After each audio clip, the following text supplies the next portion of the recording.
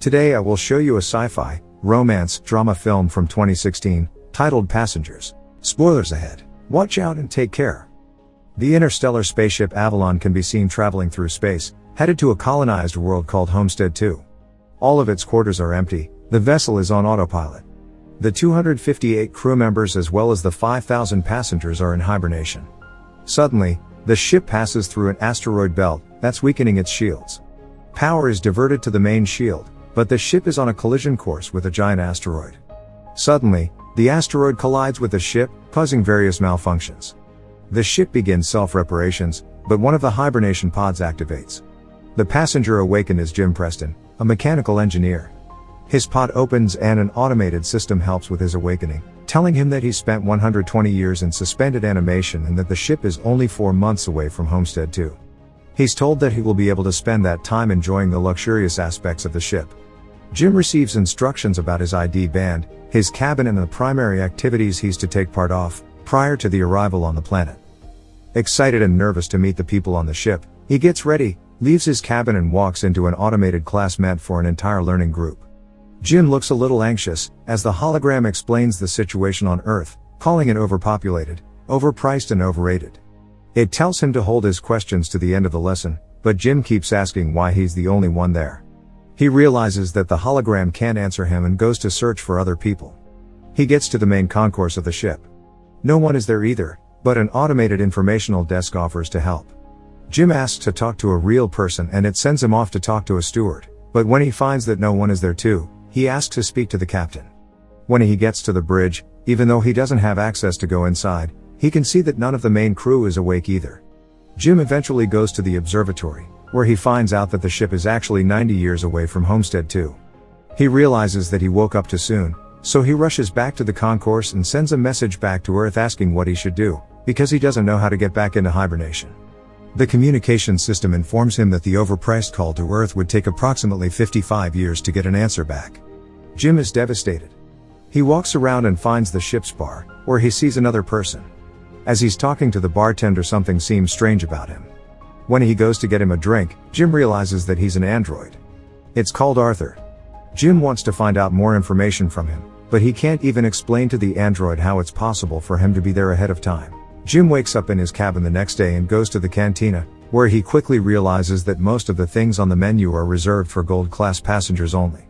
He gets his plain coffee and tries to figure out how to fix his hibernation chamber. After he gets all the tools, he manages to get it operating and lies down inside of the pod. But nothing happens. Next, he decides to use the tools he found to get into the crew's hibernation chambers. That doesn't work either. Small malfunctions happen around the ship. Jim keeps returning to the bar to drink, but mostly to talk to Arthur. The android gives him some advice that convinces him to break into one of the gold-class rooms and try to have some fun on the ship. Jim tries all the restaurants, the games, the entertainment system. But as time passes, he becomes even more miserable to be there alone. One day, he gets drunk and wanders around the hibernation pods, when he stumbles into an airlock with spacesuits designed for spacewalks. Jim gets into a suit and goes to the airlock, pushes a lever and then the button to release the airlock door. Once outside the ship, he's mesmerized by the view. He's the only conscious human being experiencing that moment in time. Jim releases the magnets on his boots and floats in space, feeling devastated. He comes back inside, takes off the suit, but goes back to the airlock without it on. He pulls the lever, ready to end it all, but changes his mind in the last moment, runs back inside and slips on a bottle. Jim stands up and is instantly drawn to a woman in one of the pods, named Aurora. He searches for her files in the directory and listens to her passenger interview, becoming enamored with her. Later he's seen sitting next to her pod, still listening to her interviews. Back in the bar, he's reading some of her work and is talking to Arthur about her writing. He becomes obsessed with the irony of his situation, going to another planet for a better life, waking up early and not getting there, and finding his perfect woman, only for her to be out of reach. Jim keeps thinking about her and starts getting the idea to wake her up too. He talks it over with the android, but he doesn't understand the conundrum. If he wakes her up for his own benefit, he'd be stranding her there with him, to die on the ship. Jim decides against it first, but as time goes by he can't let it go, until one day, he changes his mind. He goes to her pod and manages to activate it. As she's waking up and going through the same process as he did, he hides and goes back to his room. A little bit later he goes to the main concourse, hoping to find her. And there she is, just as confused as he was a year ago. Jim tells her they're the only ones awake and takes her to the observatory. Then he tells her that he can't get to neither the crew, nor the main commands of the ship. Aurora freaks out and wants to get back into her pod.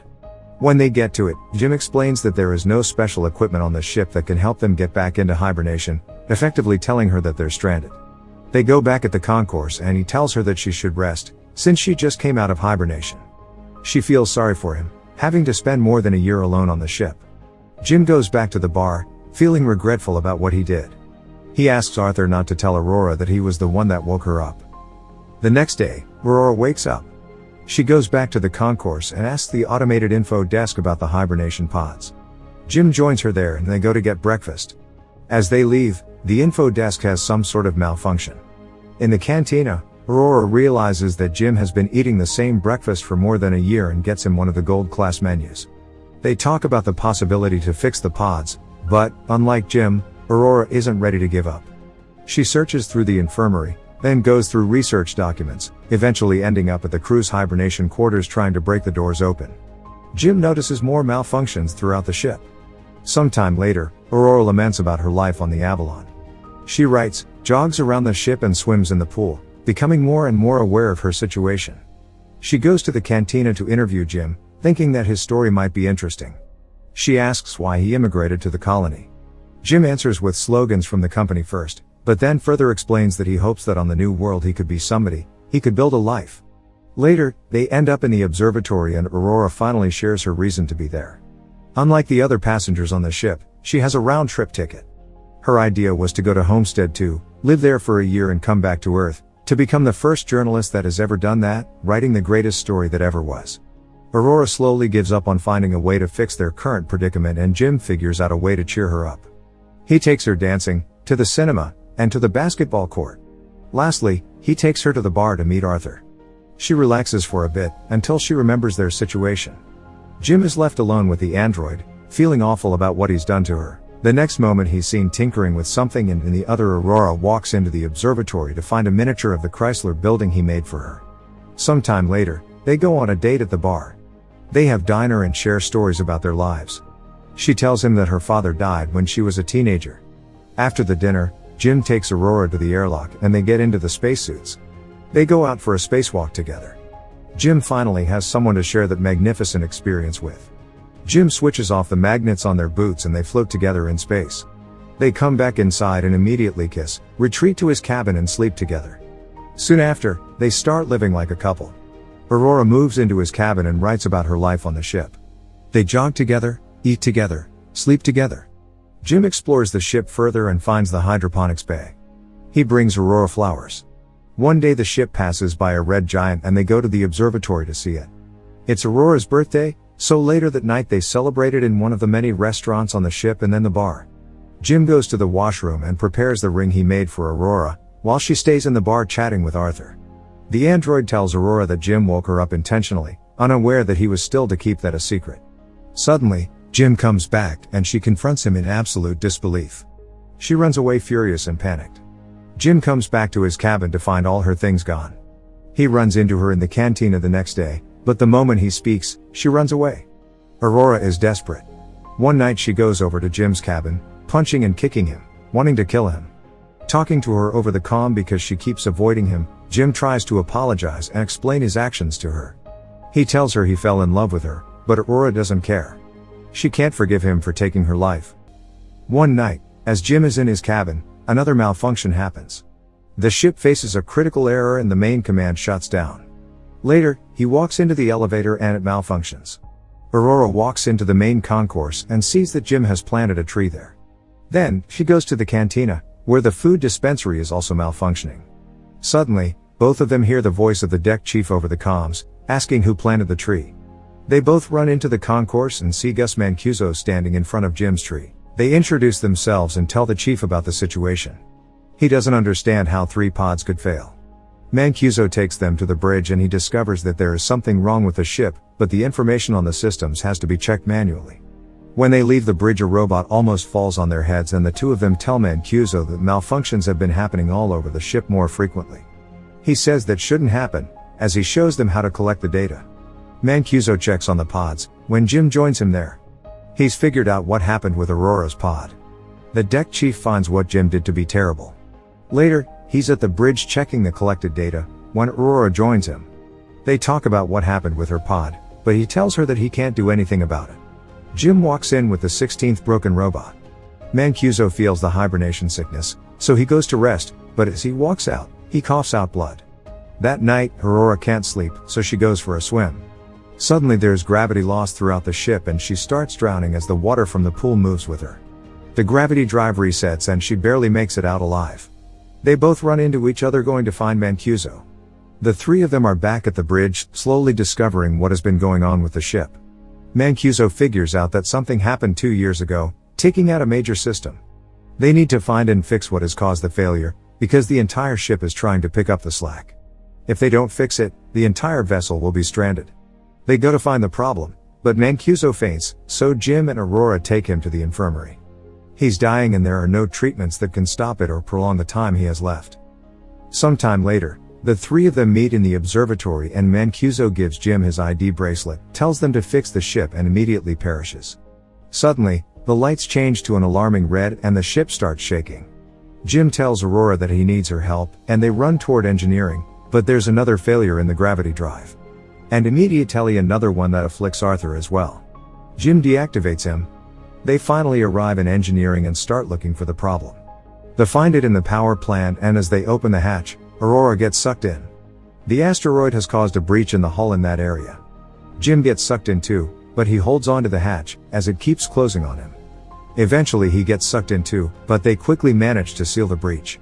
Instantly after fixing that problem, Jim realizes that there is more than one breach in the hull. The two of them follow the trajectory of the meteor and find that it has hit the reactor control computer. Jim thinks he can find replacement parts for it. They find the part and change it, but the process of venting the reactor still fails. They do it manually, but it fails again. Jim figures out that he needs to open the vent door from outside of the ship, so they can cool the reactor down. Both of them go to the airlock and as he's getting ready to go out, he gives Aurora Mancuso's bracelet, because he might not come back. She helps him with the suit and as he walks into the airlock she tells him to come back because she can't live on the ship without him. Aurora goes back to the reactor, where the temperature has hit critical heights. A bolt from the reactor propels into her arm, as Jim is getting closer to the vent from the outside and sees the door. The temperature rises in the reactor room, while he is trying to bypass the vent door to open it.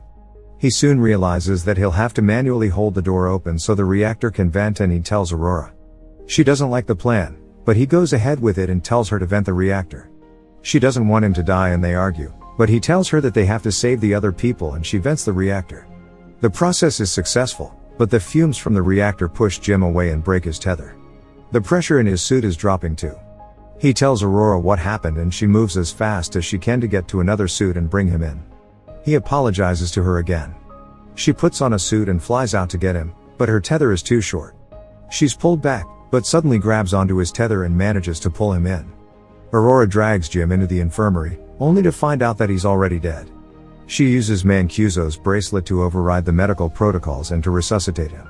The medical pod does the work automatically and revives Jim. Aurora forgives him. Later, Aurora fixes Arthur and they give Mancuso a proper space burial. Jim takes her to the infirmary and tells her that he's found a way to use the medical pod as a hibernation one. He tells her to get inside the pod and ride out the rest of the journey in there. But, as is later revealed, she declines and decides to stay with him, awake on the ship. Jim finally proposes to her and they live out their lives on the ship. 88 years later, the Avalon arrives on Homestead 2. The crew wakes up and finds the ship in a very unexpected state. Aurora leaves them a message, retelling the story of the life her and Jim had on the ship while the rest were sleeping. Make sure to subscribe and turn on notifications so you can watch more videos like this.